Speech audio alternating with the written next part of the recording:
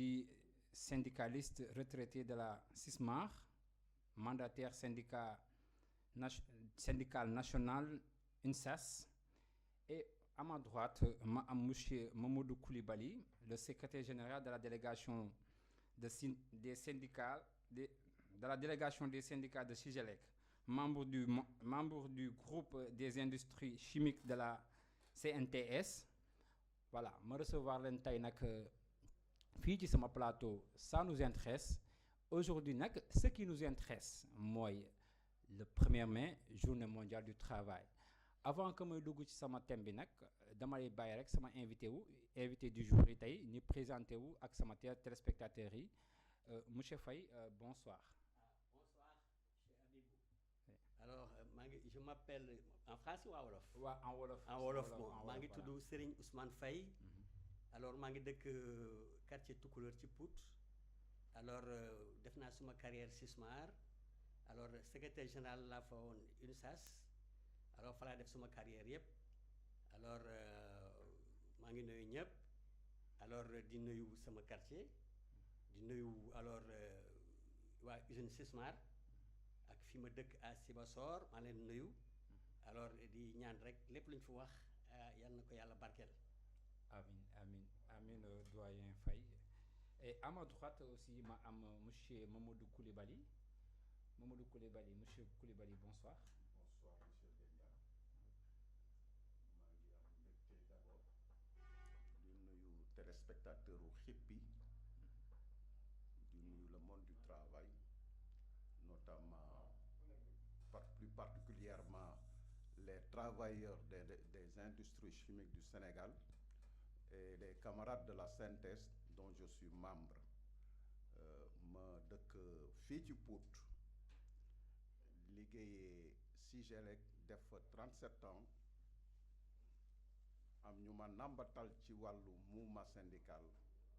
Suñu mag ku mel ni Bouna Seck yal na ko yàlla yërëm ñooñu ci nampatal ba yàlla dogal ñu nekk fa secrétaire général di défendre les intérêts matériels et moraux des travailleurs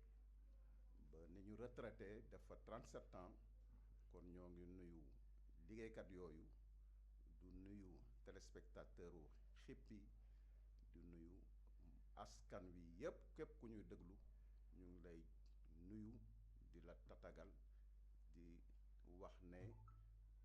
le 1er mai fête du travail la bu am solo ci travailleurs yi macha allah. Voilà, jërëjëf monsieur Koulibaly moom aussi tamit di le représentant des membres du bureau industriel chimique de la CNTS. Voilà, nous nous excusons nag, c'est la fatigue qui moo ñu jàpp un tout petit peu moo tax émission yi xaw demee nii. Mais nous nous excusons. Donc, pour ma première question, damay dal rek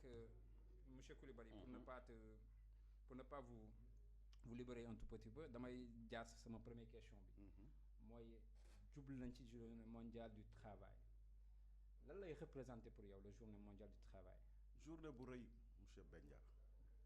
Journée boo xam ne boo ko dee seet ci États-Unis vers les années 1800. ci la ay liggéeykat fippu ndax condition de travail yu ñu leen tegoon fipp boobu nag jur sax ñu maate leen torturer leen mu jural leen lu ne donc loolu mooy law di law ba tey jii ñu def la journée du 1er mai fête du 1er mai di sargal ñooñu liggéeykat yooyu nga xam ne sonn nañu tey ñoom ñoo porté woon combat bi ba tey mouvement syndical juddu dans le monde juddu ci Sénégal fii buñ ci yegsee xëy na dinañu wax kañ la yegg si Sénégal ba fii ñu toll liñ ci xam suñu kent lay kattan ñu mën ko baaxee téléspectateurs yi ñuy déglu. Jërëjëf monsieur Koulibaly. Monsieur Faye moom it ma rappelé que ni moom c'est un retraité de la SISMAR, donc il est aussi le mandataire des syndicats nationaux UNSAS. Monsieur Faye, lan la 1er mai aujourd'hui journée mondiale du travail ban yëg nga am ak lan la représenté pour yow. Voilà, 1er mai su ma koy analyser dafay mel ni genre indépendance ci travailleurs yi parce que comme ni ko monsieur Coulibaly waxee dès les années 1800 il y avait la révolte aux États-Unis alors cette révolte là a marqué son empreinte puisque loolu dafa mujj jàll si ba France via l'Afrique occidentale française parce que dafa créer benn genre révolte boo xam ne dafa continuer ba nekk ba grève ji ci juddu parce que boo xool toutes les grèves yi ñëw après yëpp ah alors ci marque boobu ci foofu nañ nampataloo ba ñëw su ma jëlee par exemple la grève du 19 avril 47 alors c'est une grève boo xam ne ñun Afrique occidentale fii lañ ko déclenché woon Sénégal bi ñu ko déclenché Sénégal alors boobu le président Vincent Auriol moo nekkoon le président en France alors bi ñu ko déggee rek dès le premier jour alors mu fexe ba étouffer alors étouffer grève bi mu étouffer grève bi daal di ñëw bi mu ñëwee alors mu fexe ba dissuader leen loolu c'était le 19 avril 1947 mais le 11 octobre 1947 la grève a repris c'est la grève la plus méchante la plus criarde alors de l'Afrique alors ils ont grévé alors sous le joug de sur le commandement de Ibrahima Sarr alors bi grève bi amee le matin rek automatiquement les tubaab ont affecté un certain Cheikh Diack ils l'ont muté à Gossas pour étouffer l'affaire mais l'affaire c'est déjà parti alors ouvriers yi daldi ce matin là ñu songu atelier yi songu bureau yi ak ay gourdins ak ay marteau daldi casser la grève du 11 octobre 84 c'est la grève la plus sanglante de l'Afrique occidentale te les cheminots de Dakar Niger ñoo ko def alors bi loolu amee la grève a duré 160 jours avec 7 morts et 125 blessés alors ci loolu nag le tubaab yi gën a defee recul nag gën a xam ne alors l'Afrique s'est réveillée le mouvement syndical africain s'est réveillé loolu nag moo jur nag alors li fi nekk nii mooy moo ñëw continuer Sénégal alors ñu créer dans les usines et les ateliers ay syndicats alors ñu am ay délégués du personnel di défendre l'intérêt alors de leurs membres alors donc foofu la démarré léegi grève bi démarré na ñëw na Sénégal léegi waaw. merci beaucoup moom retracé na historique gu mouvement syndical ici au Sénégal en partant des États-Unis ba arrivé ici au Sénégal monsieur Coulibaly le mouvement syndical ici au Sénégal je dirais monsieur Faye wax na ko comment il est né ici au Sénégal mais pourquoi laa bëgg a xam le pourquoi du mouvement syndical. waaw le pourquoi loolu yomb na wax parce que boo gisee syndicat taxaw booba tubaab yi ñoo fi newoon colon bi bugguñu woon dara ci syndicat waaye nag ay liggéeykat des syndicalistes mel ni Madia Doudou Ngom ak ñeneen ñu mel ni ñoom ñoo taxaw xeex ba tubaab bi autorisé na syndicat mën nañ ko taxawal ci le mouvement syndical duggee au Sénégal ci vers la naissance du mouvement Sénégal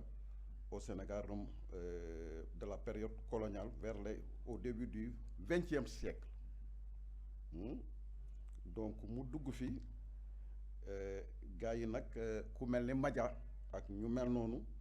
comme ni ko sama nattaango bi waxee la grève des cheminots Dakar Niger durée